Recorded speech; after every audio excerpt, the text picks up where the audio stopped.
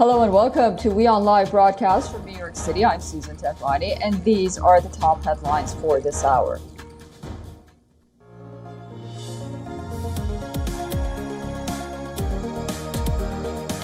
Kyiv claims it has shot down 24 Iran-made Russian drones overnight. It also claims the Russians have launched more than 30 missiles at several parts of Ukraine.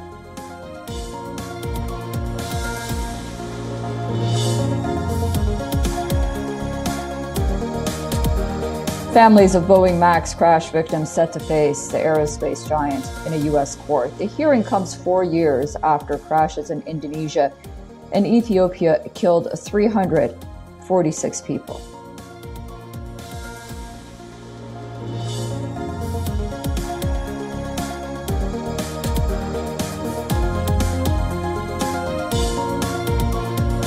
First visuals of the U.S.-Israel joint military drill over the eastern Mediterranean are out. The exercises are said to underway with an eye on Iran.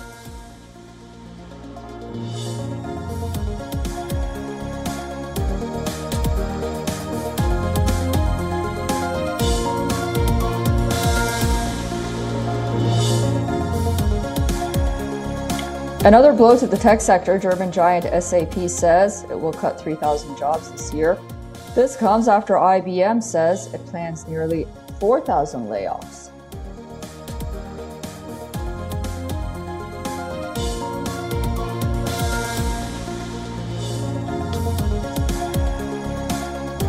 India is celebrating its 74th Republic Day. Egypt's President El-Sisi attends the annual parade as the chief guest. This is the first parade taking place at the rechristened Kataraba Path, where India's military might was at display. Getting a standing ovation as the band moves forward with the most popular tune of Sare Jahan Se Acha.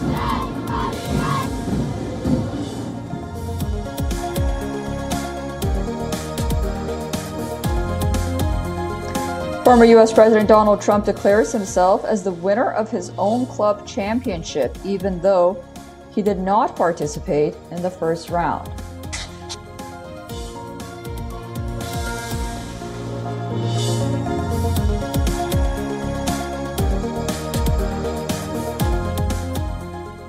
Some 80 Western tanks will reach Ukraine possibly by the end of March. The Ukrainian president has termed the move a big step on the path to victory, even as Russia called it a blatant provocation. But a closer look at the agreement to send tanks to Ukraine raises questions on the sudden turnaround. The U.S. had long maintained that the heavy M1 Abrams tanks would be difficult to deliver, expensive to maintain, and challenging for Ukrainian troops to operate. Germany, too, had earlier held back on agreeing to send in its Leopard 2 tanks. However, the German Defence Minister visited training sessions of the EU Joint Task Force, where he said the first tanks would be delivered in March. He also talked about the reasons for the change in decision to send in the tanks. Take a listen. Wir können jetzt hinterhergehen. Wie gesagt, niemand geht vor mir. Die Soldaten logischerweise müssen etwas sicher anschlagen, dann liegen freihändig. Keine Gewehraufnahme. We did not have time lost. We were negotiating. On the 20th of January, at the Ramstein Air Base in Germany, defense ministers of NATO countries had been non-committal on sending in tanks to Ukraine. Only 5 days later, Germany put out its green flag, followed by U.S. President Joe Biden agreeing to send in the U.S. Abrams.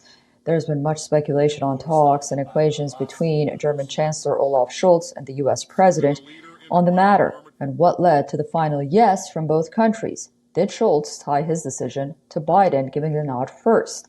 For more on this, we are joined by Joachim Bitterlich, ex-NATO ambassador and former European diplomatic and security advisor to German Chancellor Helmut Kohl, joining us live from Paris. Mr. Ambassador, thank you so much for joining us from Paris on WION. From Berlin tonight. Hello.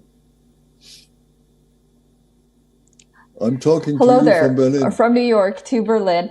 I apologize for that. You know, it was very interesting that John Kirby, during a press conference, said that you don't fight a crocodile with a cornstalk. However, earlier, the United States and a lot of America's U.S. allies were reluctant that if they do provide certain military assistance and equipment to Russia, it would instigate the fight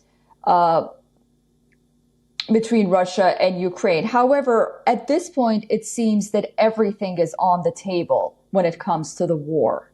Is that correct? Yes, I think so too.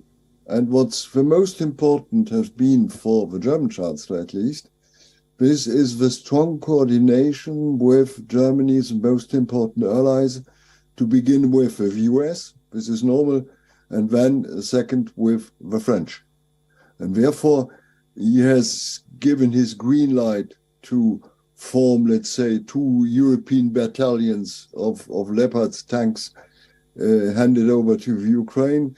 Once the US have said, we will do the same as you do, we proceed in a similar way, and reassured by other Europeans who would fill in the necessary quantity in order to get 2 battalions of Leopard tanks to the Ukraine. But it's normal, and you mentioned this in your news part, that we'll need at least 2 months for training for the Ukrainians, and this means delivery, as the German Minister of Defense said this morning, probably near the end of March. But it's not it's just reinforcing the defense of the Ukrainians. It's not an aggressive weapon against.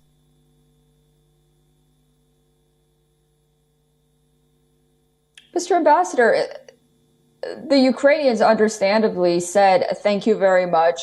We do need hundreds of tanks. And again, the United States has made clear that along with these tanks provided by the UK, the United States, and other European countries, I think some EU member states are about to make their announcement as well that Ukraine will have about 100, if not hundreds of tanks at its disposal. They said, thank you very much for this. However, we now need those 4th generation fighter jets. How do you see this moving forward in that sense?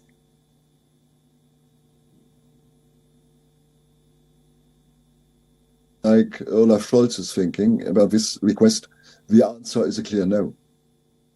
Neither the Americans nor the Germans see the request of fighters as, let's say, necessary for, let's say, the defense of the territory.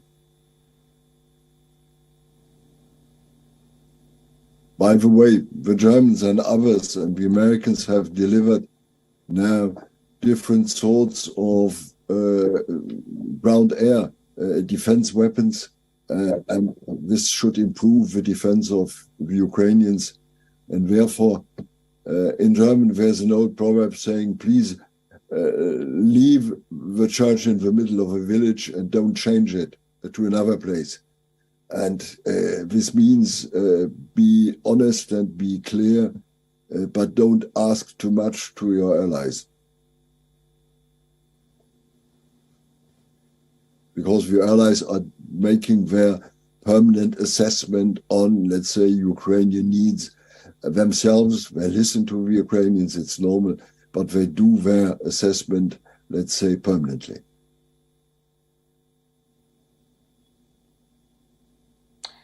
Thank you so much for joining us on WION. Ambassador Joachim Botanisch joining us from Berlin. A pleasure. Early morning air raid sirens went off in parts of Ukraine as Kyiv claimed Russia had fired a series of missiles and drones at targets in the country shortly after US and Germany announced that they would send those tanks to the country. Kyiv claims all 24 Iran-made Russia drones were shot down and 15 were targeted at areas around the capital, Kyiv. The Ukrainian army also had shot down 47 out of 55 missiles launched by Russia. This is a massive new wave of attacks, and according to Ukrainian officials, the latest attacks are seen As an aggressive Russian tactic in response to the US and German commitments to the Abrams and Leopard tanks. The attacks also resulted in Ukraine enforcing emergency power cuts in Kyiv and several other regions in a bid to relieve pressure on electricity grids.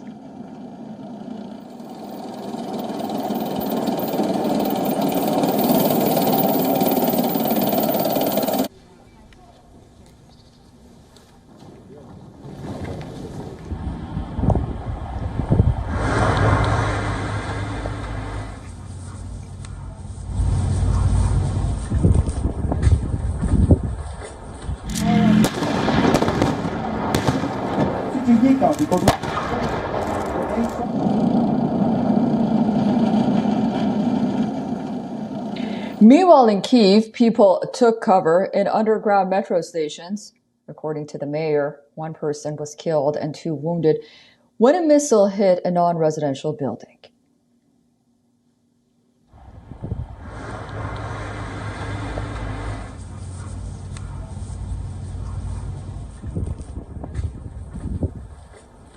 The Boeing 737 MAX crashes case will be heard in a U.S. court today. The families of passengers who died in two Boeing 737 MAX crashes are set to confront the airplane maker. The case comes up almost 4 years after the tragedies in Indonesia and Ethiopia. The proceedings will be held in Fort Worth, Texas. Families of 346 people who lost their lives had been seeking a trial against Boeing for years. It was resisted by the aerospace giant until now.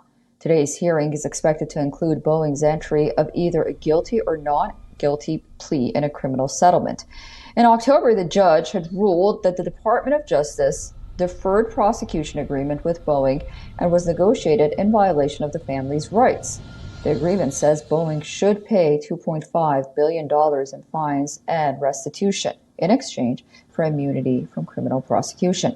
The families have rejected the validity of the agreement. They argue in legal briefs that Boeing should be stripped of immunity from prosecution.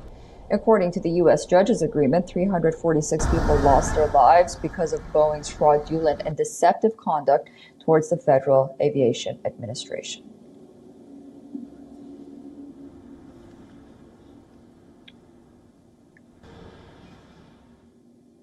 Well, car production in the UK hit a new historic low. The number of new cars made in 2022 has fallen to the lowest level since 1956. The drop marks a 10% fall from last year, which itself was a historic low. Political instability of semiconductor chips are being seen as possible causes.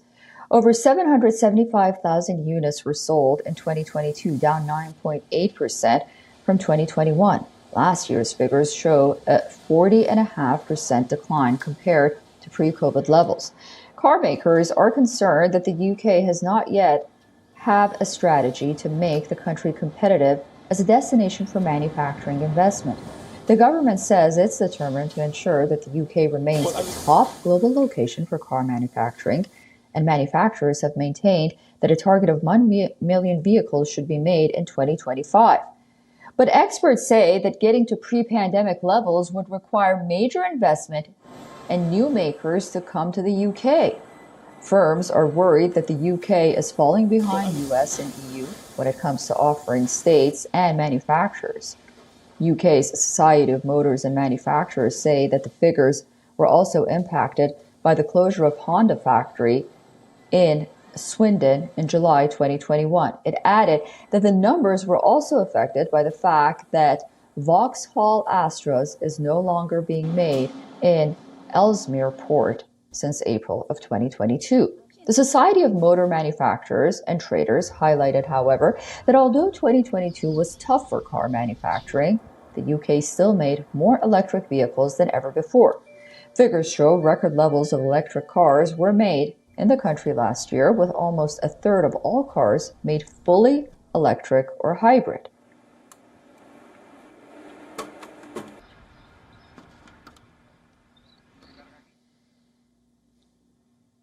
Well, laughing gas is clearly nothing to laugh about in the UK. The nation is considering banning the sale of laughing gas amid concerns over its impact over health.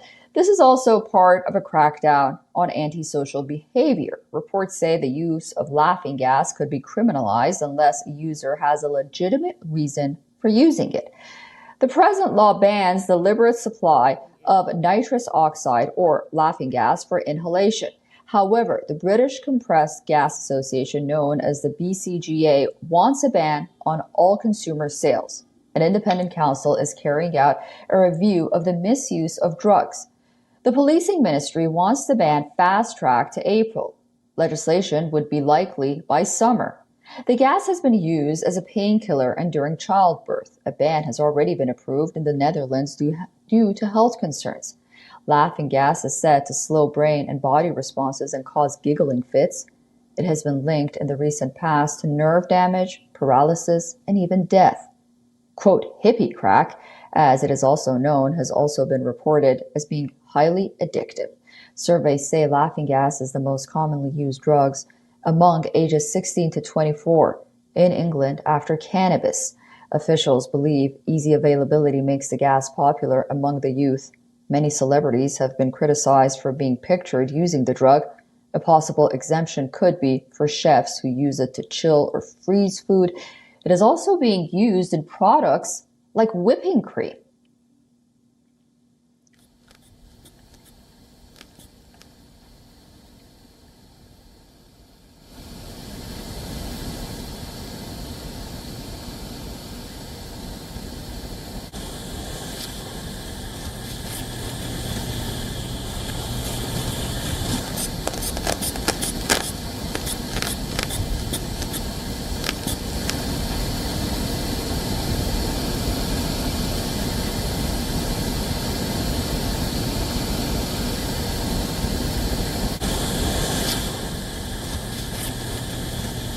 From nitrous oxides and used in childbirth.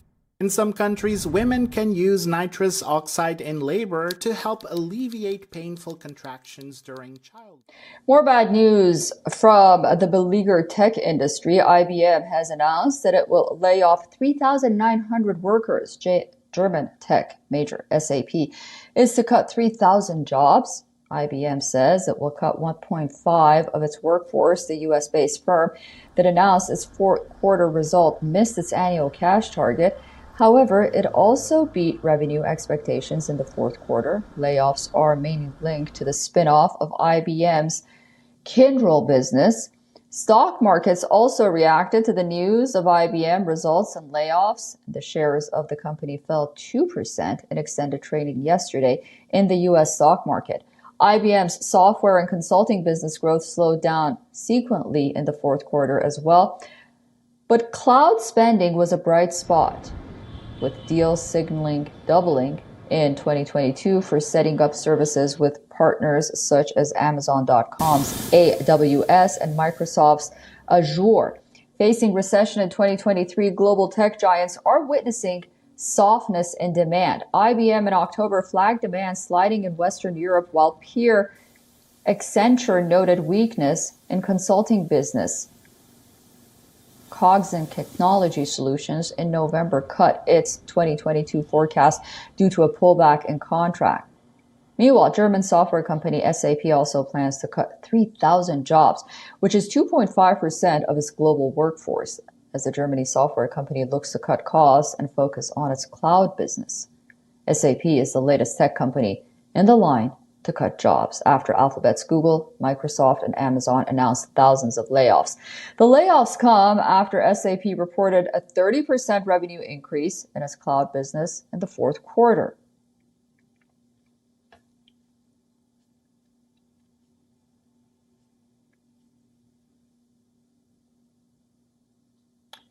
Former U.S. President Donald Trump declared himself as the winner of a golf tournament despite missing the first day of the long weekend event. Trump claimed victory against quote-unquote many fine golfers in the Senior Golf Championship at his own golf club in Palm Beach, Florida. The 76-year-old fellow competitors were surprised when they showed up at the Trump International Golf Club on Sunday to find that former president had claimed a 5-point lead. However, Trump never played the first round as he was attending a funeral in North Carolina of ardent supporter Lynette Hardaway, known by the Moncur Diamond. It seems Trump played around on Thursday, 2 days before the tournament started, and decided that would count as his first day's score for the club championship. That score was 5 points better than any competitor posted during Saturday's first round. Trump then took to social media to celebrate his victory, calling it, quote-unquote, great honor to have won on one of the best courses in the country.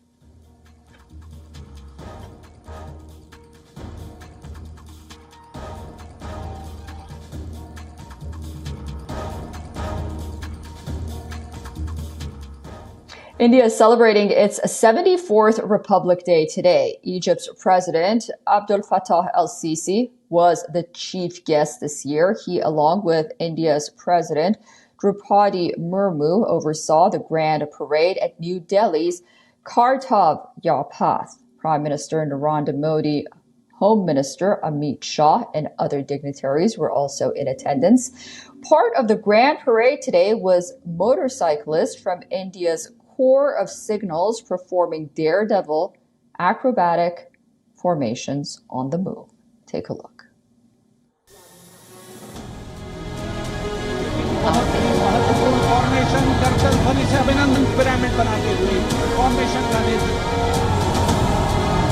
As difficult as it is to see them do, Vande Bharatam Nari Shakti, a choreography that requires innumerable hours of practice and precision. In a series of communication forwarded as the Signals Rath, which depends on the zeal and enthusiasm of dedicated soldiers, this event being performed by elephants.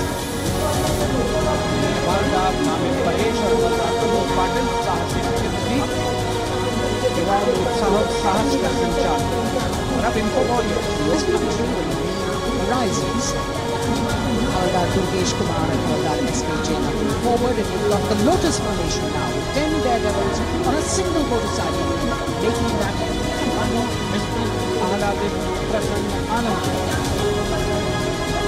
the signal fighter carrying signal colors by Havildar S.K. several world records for their human formation. 18 बीच की letter पर विश्व record बनाते हैं। ये विशाल formation हवलदार सुजीत मोंडल द्वारा बनाया जा रहा है। साहस, संतुलन और सतत अभ्यास का परिणाम रोमांच की पराकाष्ठा। Jimmy formation showcasing swift and secure trade to the core of signals being performed by Lance Naik. Thank you so much for staying with us and watching WION Live Broadcast from New York City. I'm Susan Tehrani, but don't go away. More news and headlines are coming up next on WION World is One.